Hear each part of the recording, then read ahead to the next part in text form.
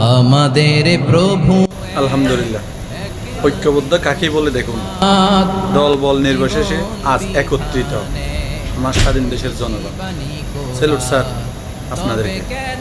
এক নও হে মুসলমান, এক হও করিয়া হবান।